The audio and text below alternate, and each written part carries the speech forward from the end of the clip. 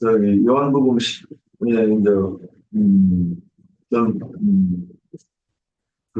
마태복음 22장 23절을 33절을 보면 부활이 없다는 그 사두개인들이 지금 이제 먼저 나와요. 그 사두개인들은 어떤 사람들이냐면 부활도 없고 천사도 없다고 하는 사람들이에요.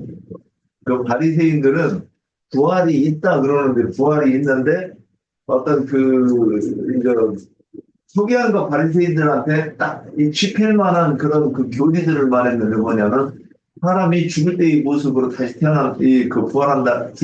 죽었을 때의 그 순간의 모습으로 이제 부활한다고 이렇게 된 거예요. 그게 어디에 나오냐면 그 저기 어, 그 사무엘이 이를 불러 올리는 그 모습을 통해서 이들이 유출을 한 거예요. 사람이 저렇게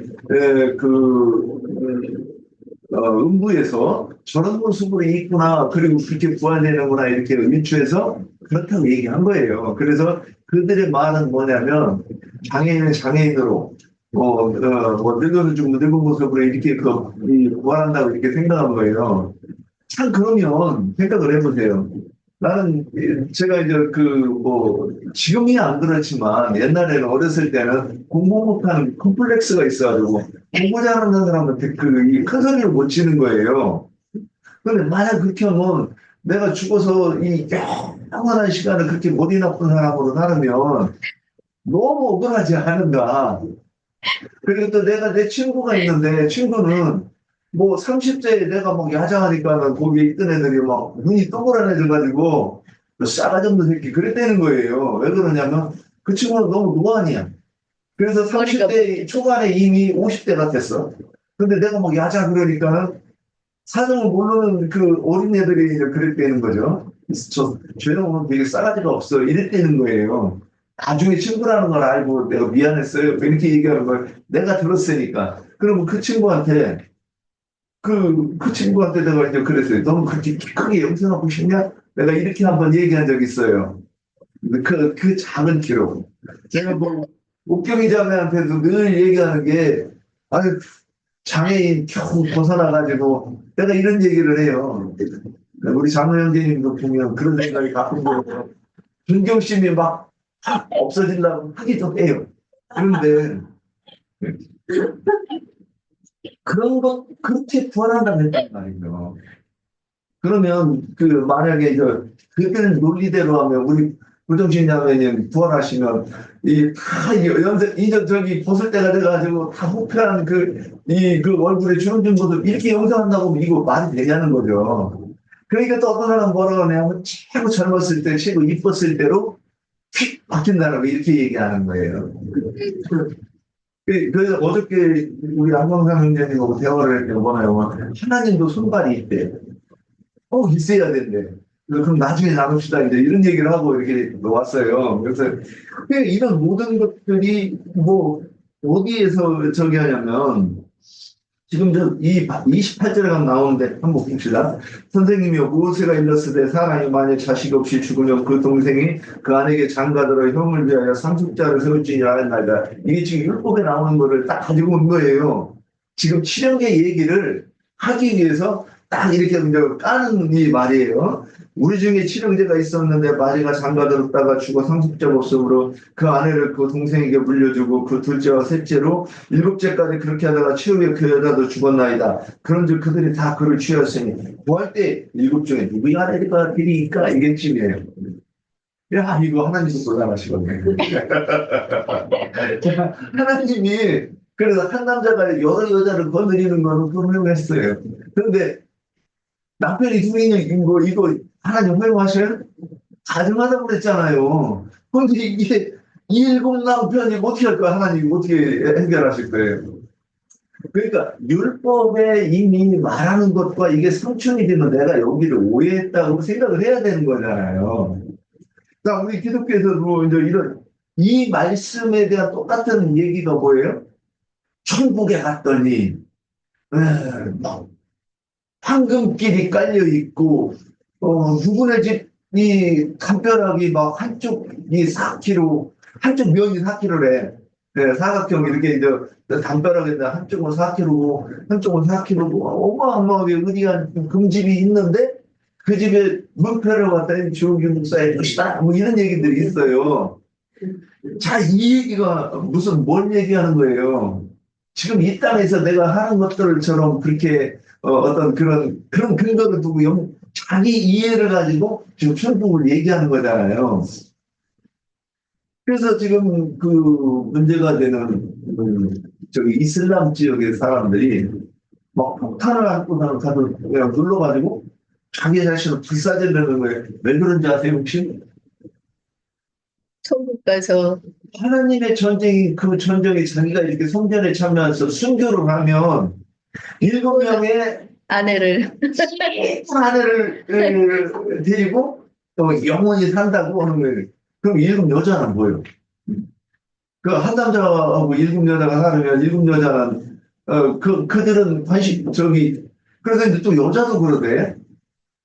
여자도 그 북한 갖고 그런 것들 때문에 그러는 거예요. 그러면 이 여자도 뭐 때문에 그러는 거예요? 일곱 남편을 첫 들라 중에 하나로 들어간다고 그러는 건가? 그러니까 이런 것들이 너무나도 많다는 거예요. 그래서 이제 아까 뭐 저기 누구는 금집으로 막 해서 한쪽 지붕면이 4kg인데 누구의 집을 봤더니 개집이더래요. 개집이래. 그런데 그 집이 뭐 이 누구의 집이다, 뭐 또는 자기 집이다 이런 말들을 하는 것들이 지금 이렇게 이제 이그 지금 오늘 저기 사두개인들이 질문하는 것과 같은 질문이라는 거예요. 자, 그러면 예수께서 이제 말씀하시는 것은 뭐라고 얘기했어요? 구할 때는 장가도 가고 많이 가고 시집도 많이 가고 하늘에 있는 천사들 같으니라 그랬어요. 아, 이제 그때 거기서는 아무 구별이 있다는 거예요, 없다는 거예요? 없다. 있으면 곤란하지. 그러면 여기서 남자와 여자에 대한 이건 표상이잖아요. 남자는 누구를 대표해요? 예수 예, 예수 그리스도를 상징하고 하나님을 상징하는 거예요. 그럼 이게 그 표상으로서 남자가 아내에게 씨를 주어서 자녀를 생산하는 것처럼 이 성경에서는 모든 남자 여자 상관없이 그리스도의 신부라고 그러죠. 그럼 이 말씀을 이해하지 못하면 이 말씀도 이해 못하는 거예요. 그런데 그거는 뭐 성경에도 있으니까 그냥 받아들이고 하는데 이해를 못했어. 그 얘기는 뭐냐면 남자고 여자고 주님 앞에서는 동일하게 하나님의 말씀을 받아가지고 또 전도해서 자녀를 생산하는 육신의 표상의 모습이 영적인 세계에서도 실현이 된다고 이렇게 얘기를 하는 거잖아요. 이렇게 이해를 못하고 나니까 이 소리 저 소리 하는데 누가 조금만 찔러서 따지면 대답을 못할 수 없는 사람들이 되는 거예요, 그게. 야, 그러면 이렇게 하늘에 있는 천사들 같으니라 그랬으니까 요한복음 4장 24절에서 뭐라고 그랬어요? 하나님은 영이시니 그랬어요. 영이 손발이 왜 필요해요? 영이. 요한복음 6장 63절에서 내가 너희에게 살리는 것은 영이 육은 무익하니라 내가 너희에게 이른 뭐가? 말이 말이. 그러니까 예수님의 가르침은 뭐냐면 예수님의 속에 있는 그분의 생각이잖아요. 그래서 다른 말로 하면 그분의 사상. 나영재님 이렇게 표현하시더라고. 정신세계. 너무 적절한 표현인 것 같았어요. 여기 이 말씀을 이해하니까 그분의 정신세계. 그러니까 그분이 나는 나다 그랬을 때 나는 이러한 하나님이라고 하는 그분에 대한 그 말씀들이 우리가 이해를 하면 그래서 그분의 영이 들어온다고 하는 것은 그분의 정신세계가 내게 들어온다는 거잖아요. 네. 그래서 그분이 오셔가지고 하신 일이 또 뭐예요? 성경이 내게 대해 증거하는 것이라는 것을 확실하게 깨닫게 하시는 거예요. 성경을 깨닫게. 그러면 이렇게 대비해서 그러면 하나님은 영이시니 이렇게 얘기했는데 이들은 자꾸 물질 세계를 상상하면서 성경을 읽는 거예요. 그래서 어떻게 돼요? 그들이 하는 말은 조금만 성경을 이해한 사람이 따지면 이게 오류가 생기는 거짓복음이라는 말인 거예요. 자, 그래서 사두개인들은 자신들의 천사도 부활도 믿지 않았기 때문에 이 질문을 할 때 자신이 있었을 거예요. 아니, 천사나 부활을 너희들이 우리 세상 사람들 저기 얘기하면, 천국에 대해서 얘기하면, 너희 천국 가봤어 그러잖아요. 똑같은 얘기를 하는 거예요. 그거 본 사람이 누가 있어서 이 오묘한 질문을, 이거 대답할 수 있을 것이냐. 그런데 서기관과 바리새인들이 이렇게 질문을 하면, 이게 아마 대답을 못 해가지고 쏠쏠하게 재미를 본 질문일 거예요. 그래서 이 질문을 하면 어떻게 했어요? 예수님이 하나님의 아들이라든가 또는 어떤 그 예수님이 어떤 권세 있는 말씀도 이렇게 가르치는 그거를 옮길 수 있을 거라고 자신하고, 그러면 그렇게 하면 어떻게 돼요? 서기관과 바리새인들이 자기를 무시하는데 어떤 자기들의 권위를 회복할 수 있는 저의 찬스라고 생각하고 오늘 이런 질문을 했다고 이렇게 보이는 거예요. 근데 31절에 보면 죽은 자의 부활을 논할지인데 하나님이 너희에게 말씀하신 바 나는 아브라함의 하나님이요 이삭의 하나님이요 야곱의 하나님이라 하나님이로라 하신 것을 읽어보지 못하였느냐 그랬어요. 근데 여기서 이제 이 설명을 여자자매님도 하셨고 옥경자매도 하셨어요. 근데 저는 그런 부분을 좀 빼고 로마 산자의 하나님이라는 뜻은 무엇인가? 그러니까 이제 우리가 저는 기독교에 있을 때 이런 이 말씀을 읽으면서도 내가 이것이 이렇게 눈에 안 보였고 또 여기에 대해서 말하는 걸 한 번도 들어본 적이 없어요. 모르겠어요. 다른 분들 혹시 들어본 적 있습니까? 산자의 하나님? 그러면 산자가 뭐예요? 산자가 혹시 산자가 어떤 자라고 어떤 사람인지 누가 얘기해 줄 수 있어요? 끝난 사람. 세 사람. 간단하게 보면 영이 소성된 사람. 예, 영이 소성된 사람 맞아요. 그러니까 맨 처음에 죽음에 대해서 언급되는 게 어디냐면 창세기 3장이잖아요. 2장이잖아요. 2장에 선악나무 열매를 먹으면 죽는다 그랬죠. 그럼 이 얘기를 반대로 하면 어떻게 되는 거예요? 생명나무 열매를 생명나무 열매를 먹으면 산다 지금 이렇게 되는 거예요. 그러면 근데 이제 문제가 있어요. 죽는다. 거기서 그냥 죽는다고 그걸 죽을 거야 이렇게 얘기하는 것도 죽는다 그랬어요. 근데 앞에 한자가 더 없었어요. 정령 죽으리라 그랬어요. 어머 근데 아담과 하와가 생명나무 열매를 먹고 죽었어요? 안 죽었어요? 안 죽었죠. 네. 씨는 안 죽. 그냥 아담이 936세달을 살았고 930대? 930대를 살았어요. 그러니까 사람들이 뭐라고 생각하느냐? 원래는 영생하기로 돼 있었는데 영원히 살기로 돼 있었는데 이 일로 인해서 930대까지 밖에 못 살고 죽었다 이렇게 지금 얘기를 하는 거예요. 그럼 하나님이 종령 죽는다고 했는데 원래 저도 그렇게 이해를 했어요.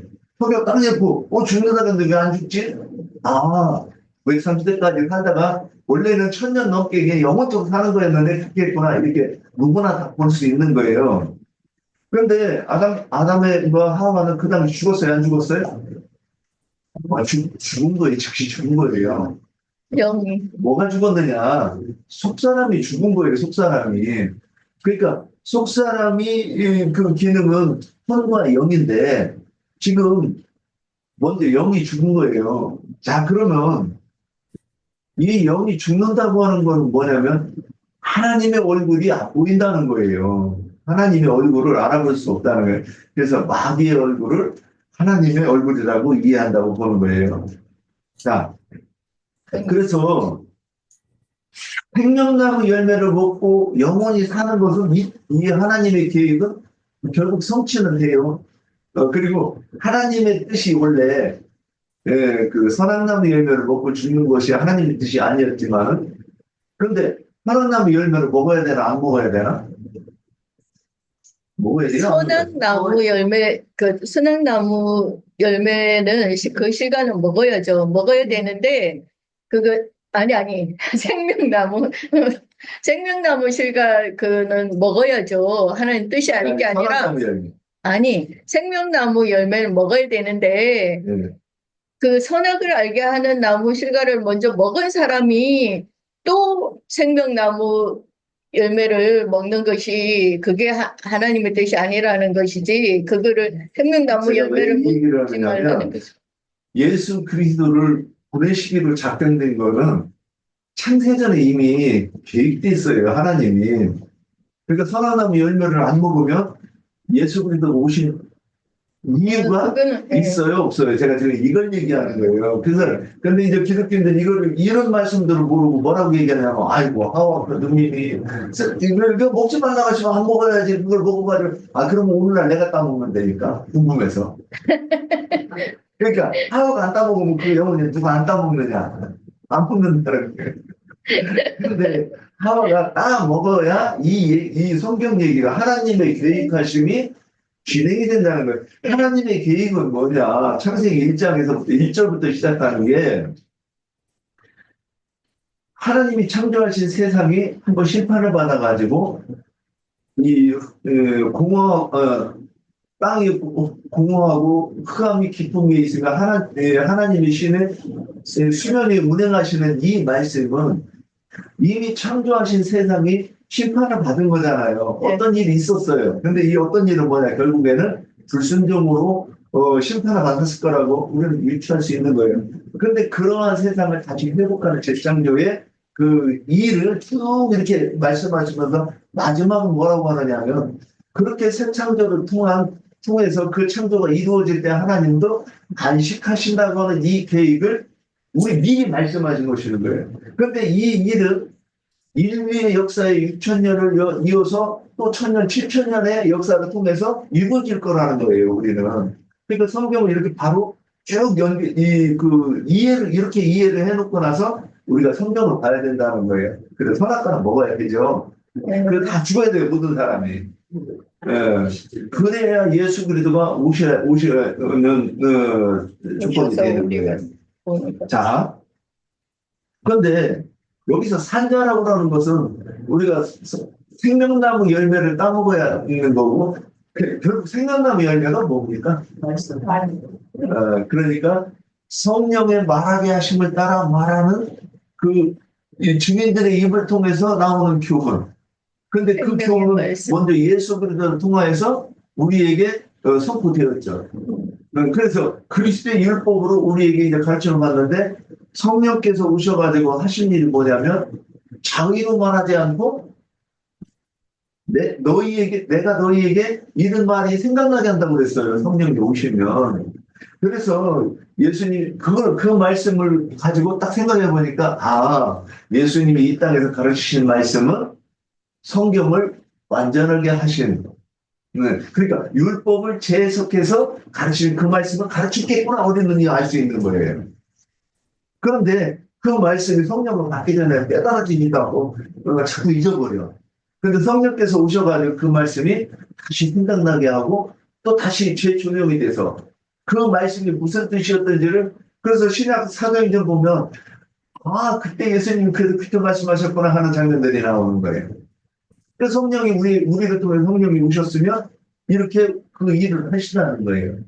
그래서 내가 성령을 받았느냐 안 받았느냐 그거는 첫째는 주민들의 말이 깨달아지지 않았어? 잘 안 깨달아져?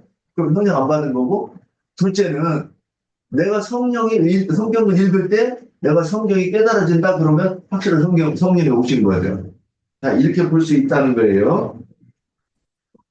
자, 그래서 이제 제가 한 말을 다 했기 때문에 조금 이렇게 이제 약간 이렇게 달리 얘기하는 거예요.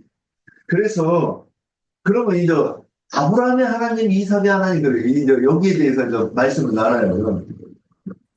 그런데 아브라함에 대해서 얘기할 때 아브라함은 그 말씀 씨를 상징하는 아버지로 이렇게 표현이 되죠.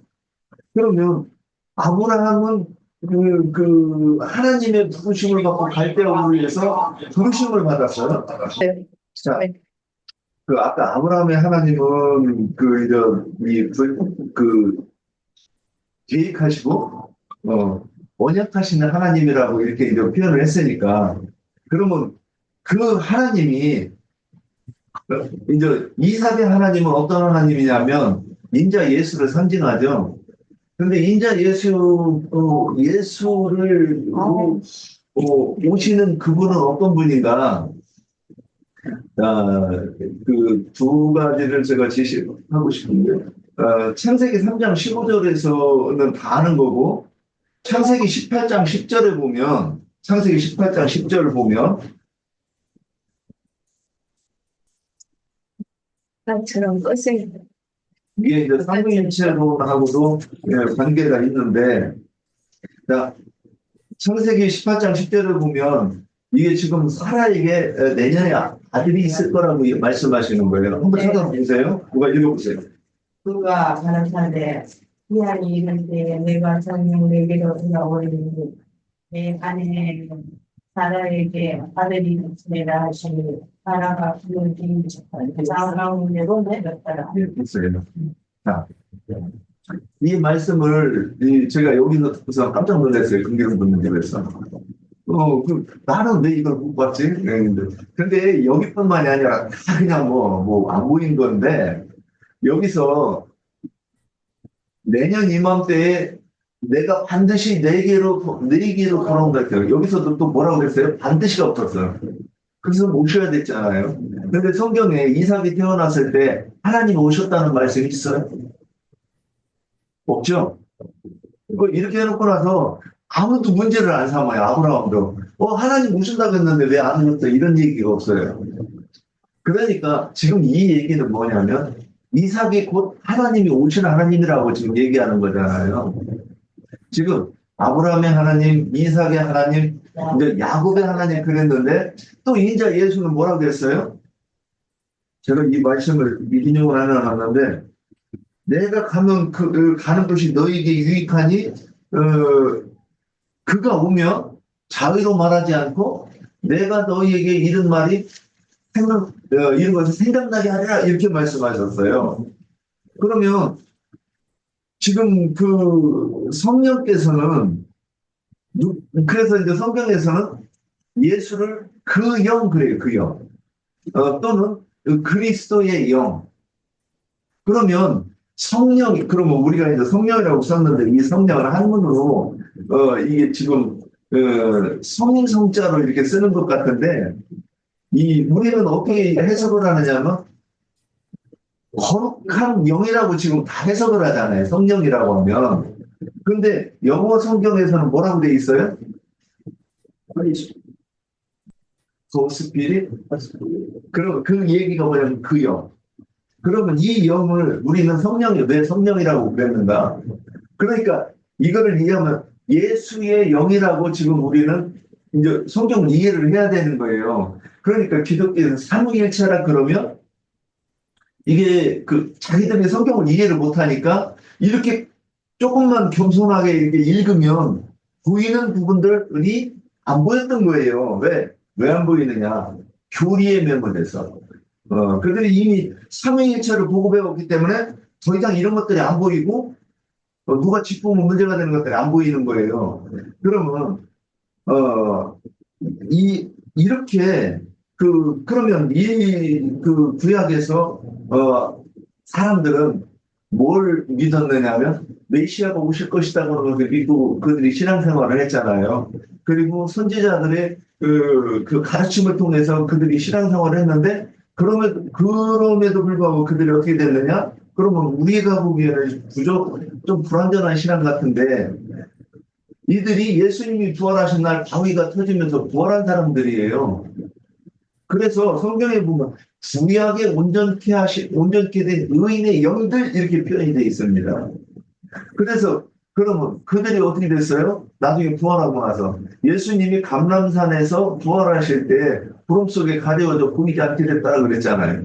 그럼 구름을 타고 올라가셨고 또 뭐라고 됐어요? 너희가 본 그대로 오리라. 그러니까 사람들이 뭐라고 생각하느냐면 주님이 구름을 타고 오신다고 생각을 한 거예요.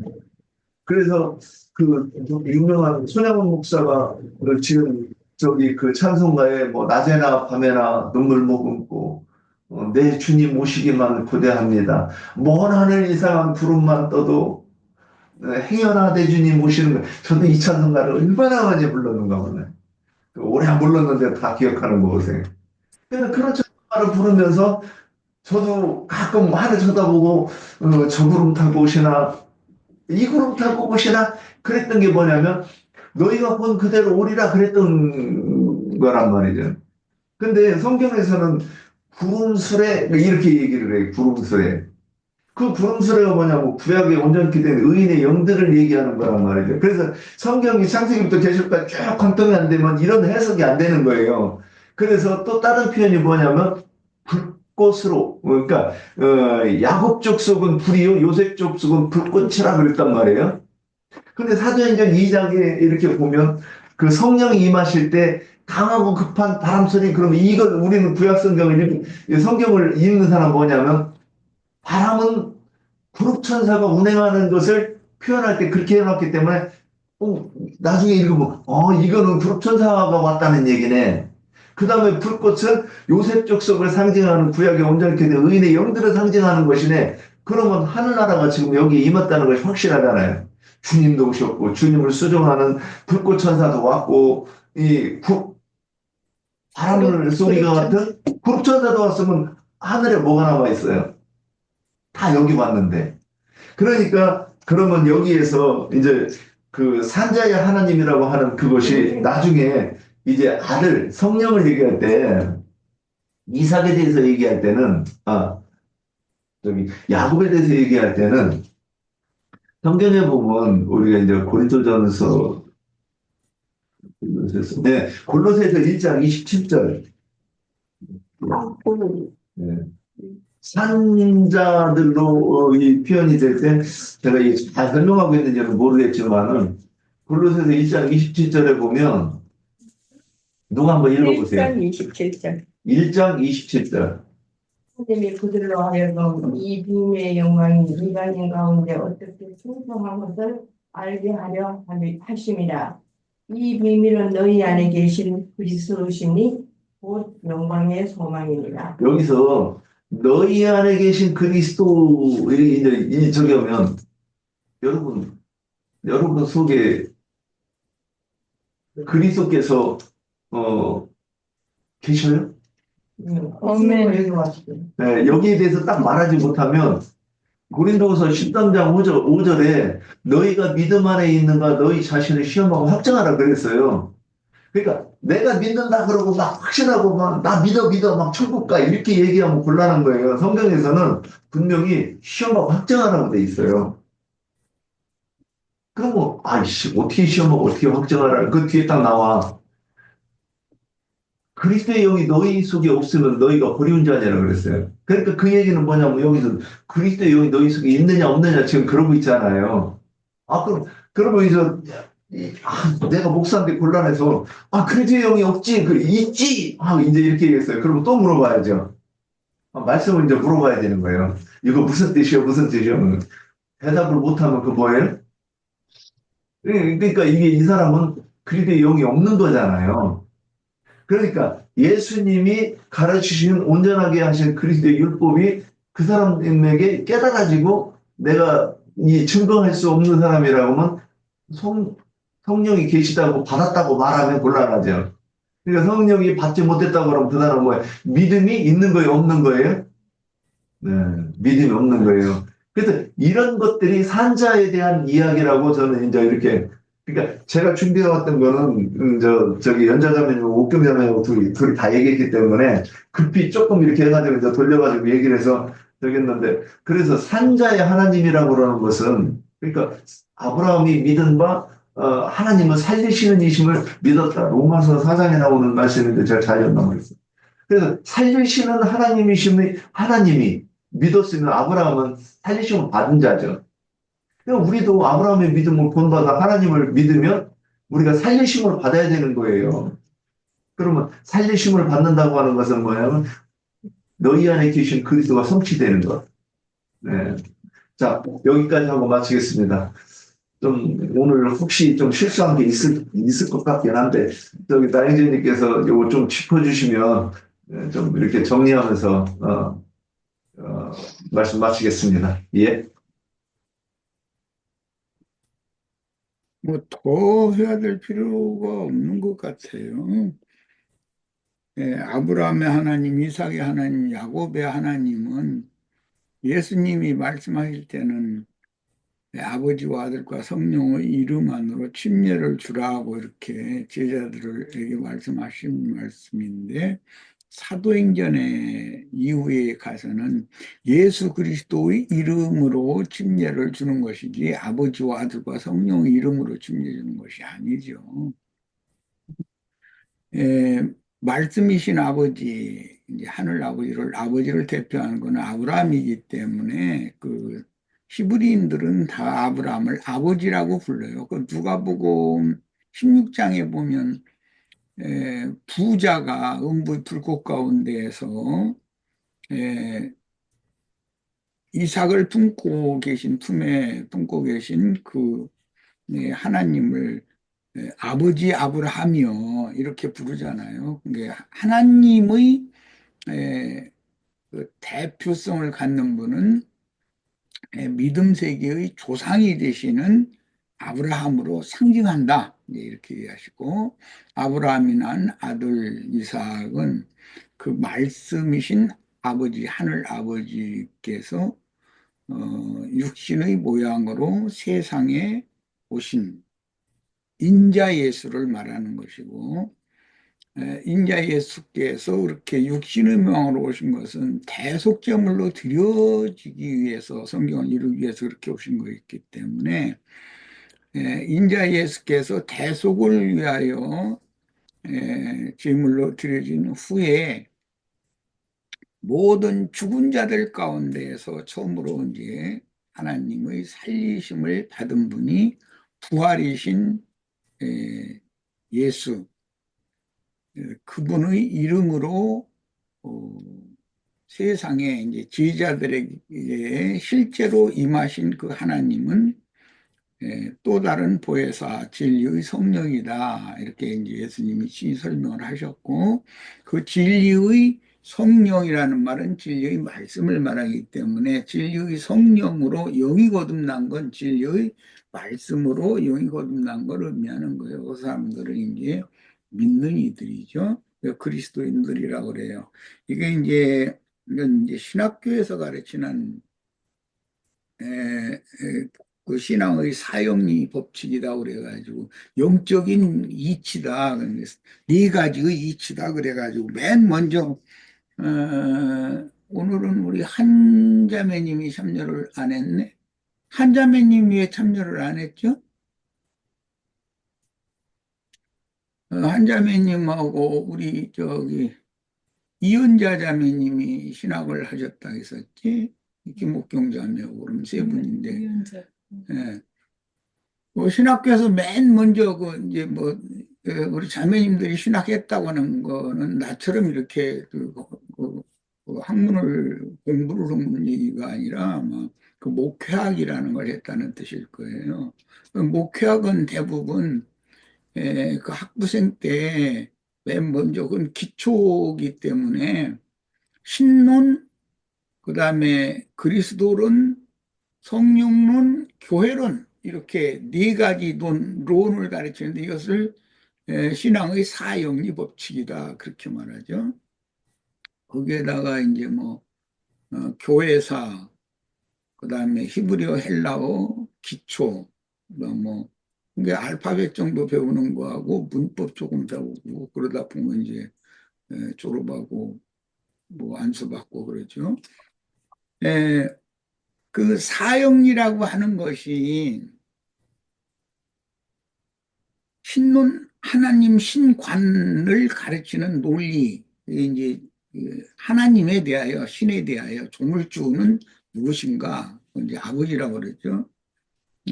그리스도론 하나님의 아들 예수에 대하여, 그다음에 성령론, 예수 이름으로 보내신 또 다른 보혜사 진리의 성령에 대하여, 그 성령을 받은 사람들이 모이면 교회가 되기 때문에 교회론, 이렇게 사형리 법칙을 가르쳐요. 그런 것을 생각해 보시면은 주님께서 말씀하실 때 아버지와 아들과 성령의 이름으로 침례를 주라고 제자들에게 그렇게 말씀하셨는데, 제자들이 실제 실행을 하는 건 사도행전 이후에는 모두 예수 그리스도의 이름으로 침례를 받고 죄 사함을 받으라 이렇게 돼 있어요. 그럼 예수 그리스도의 이름으로 침례 주는 것이 아버지의 이름으로 아들의 이름으로 성령의 이름으로 침례 주는 것을 통칭하는 것이다라는 걸 알 수가 있는 거죠. 그럼 이제 제일 중요한 것은 아들이 곧 아버지라고 하는 말씀인데 이게 좀 교회 사람들은 이해하기가 좀 쉽지가 않아요. 그런데 성경이 말하는 아버지라고 하는 것은 생명의 근원을 말하는 것이고 아들이라는 것은 그 생명이 나타났다 그런 뜻이에요. 성경에서는. 뭐 세상에서도 그렇죠. 나의 아버지 하면 자신의 생명의 근원자를 말하는 의미예요. 아버지라는 의미가. 그리고 아들이라고 하면 그 아버지의 생명이 나를 통해서 나타났다 그런 말인 것이고 예, 그렇기 때문에 그 이사야 9장 6절에 보면 한 아들을 우리에게 주실 것인데 그분은 영존하시는 아버지다.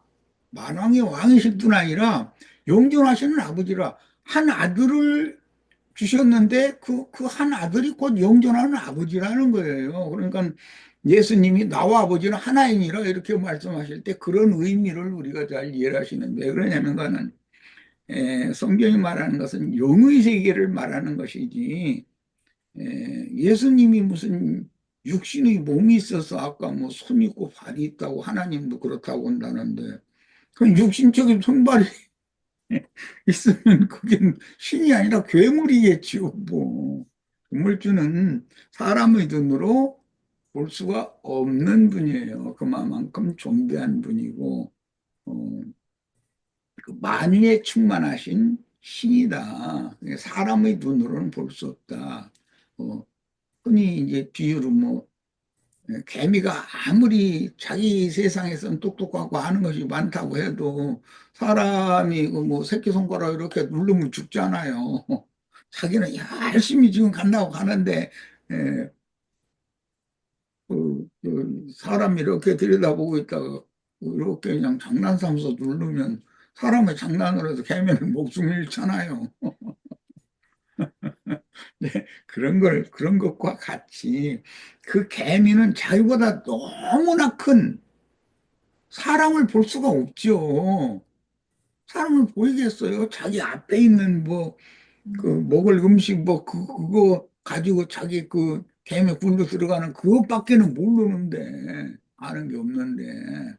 사람이 개미는 그러니까 인간은 하나님의 많은 피조물 중의 하나이기 때문에 광대하고 무변하시는 신을 직접 볼 수가 없는 거죠.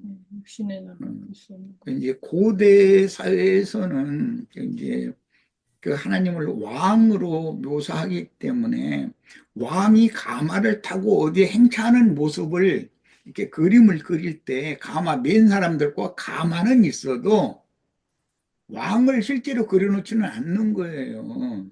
그만큼 존귀한 분이다라는 그런 표현을 그렇게 하는 거죠. 이런 그 성경의 사상을 좀 이해하시기를 바라고, 그렇게 광활하고 광대하신 주물주 그분의 생명이 계대를 이어서 이렇게 이어지는데, 이제 성경에 보면 영은 영을 낳고 육은 육을 낳기 때문에 성령으로 난 것은 영이고 육으로 난 것은 육이다. 이제 예수님이 이렇게 쉽게 이해를 시키느라고 설명을 하셨어요. 그런데 성령으로 난 사람의 대표자가 누구냐면은 여자가 난 자 중에 가장 큰 자는 요한이라고 그랬어요. 그 요한은 사실은 엘리야의 영과 능력으로 보내심을 받았다 그랬어요. 그게 영의 세계잖아요. 엘리야라는 사람의 그 얼굴 모습이 뭐 침례자 요한 모습과 같았고 뭐 키가 똑같고 우리 저 윤형제 나보고 키 작다고 그냥 불구자에 가깝다 그러는데 그랬어? 아주 맞아. 키가 하도 작으면 너무 작으면 난쟁이 불구자지 뭐. 그런데 난쟁이 겨우 면허지 뭐. 이건 뭔 얘기하다가 그렇게 됐네. 작은 고추가 맵대.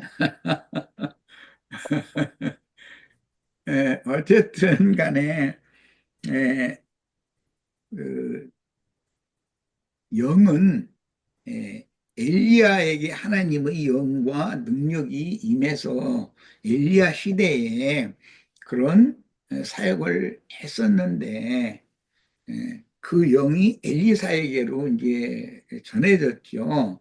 그런데 한동안의 시간이 지난 다음에 말라기 선지자 이후로는 에, 빛이요 생명이신 하나님의 말씀이 세상에 보내어지지 않았기 때문에 즉 말씀을 맡은 선지자를 파송하시지 않았기 때문에 그 기간을 암흑시대라고 그러잖아요. 400년간을.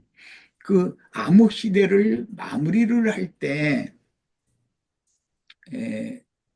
그 사가랴의 엘리자벳과 사가랴 사이에서 난 요한이 제사장직을 예루살렘에서 이어받아 한 것이 아니라 사해바다 근교의 그 광야로 가서 이사야 선지자의 예언과 같이 광야에서 내치는 자로 일생을 그렇게 험하게 살다가 헤롯에 의해서 이제 죽었어요. 그런데 그 요한이 곧 오리라 한 엘리야다라고 예수님이 설명을 하시면서 껍데기가 엘리야라고 한 것이 아니라 엘리야의 영과 능력으로 보냄을 받은 자가 요한이다 이렇게 요한의 속사람이 엘리야와 함께 하셨던 하나님 자신의 영과 능력이 엘리야에게 함께 하시던 그 영과 능력이 먼 훗날 요한에게 임했다 그 말이죠. 오늘 이제 우리에게는 그보다 더큰 하나님이 난 아들 예수 그리스도의 영이 우리에게 임한 거예요. 이것이 영이 영을 낳는 얘기를 잘 이해를 하라고 얘기를 하는 거예요. 육은 당연히 그 육신의 후대를 이렇게 대를 이어서 낳잖아요. 그래야 이 세계가 이루어지는 거니까. 그런데 영의 세계에도 어떤 영은 어떤 영을 낳는다는 거예요. 이제 그 영을 낳는다는 말은 사람이 겉사람도 있고 육에 속한 사람도 있고 속사람 영에 속한 사람도 있다라는 말이고 예수 그리스도의 그 영을 영접하면 주와 합하여 한 영이 되기 때문에 그 사람은 하나님이 낳은 자라고 그러지 여자가 낳은 자라고 그러질 않아요. 성경에 여자가 낳은 자라는 말이 있고 하나님이 낳은 자라는 말이 있어요. 예수는 하나님의 성령이 마리아의 태 잉태시켜서 낳기 때문에 하나님의 아들이다. 하나님이 난 자다. 그러고 요한은 하나님이 난 자라고 하지 않고 여자가 난 자라고 그래요. 그것은 비유예요. 표적으로 볼 때 셈족은 이제 이것도 이제 어느 그들의 생활 관습인데 아버지가 날 낳았다고 그래요. 그것은 영의 세계이기 때문에 그렇게 말하는 거예요. 실제로 낳는 건 어머니가 낳지 아버지가 낳은 건 아니잖아요. 그런데도 아버지는 나를 낳아주셨고 어머니는 젖을 물려서 빨려서 나를 길러주셨다. 그건 셈족은 그렇게 표현해요. 그런데 야베 족속은 어머니가 날 낳아서 어머니가 날 길렀다 이렇게 말하죠.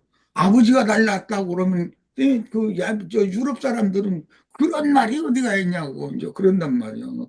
어머니가 날 낳았지. 그런데 그건 여자가 낳았다는 것은 흑사람이라는 걸 말하는 거고 아버지가 낳았다는 것은 영의 세계를 말하는 거예요. 하늘 아버지께서 나를 낳았다는 게 예수님은 그 하나님 아버지가 낳고 요한은 여자가 낳았어요. 그래서 흙에서 난 자냐 하늘에서 난 자냐를 그걸로 분별하는 거예요. 이 정도 하겠습니다. 예. 수고하셨습니다. 다음에 어제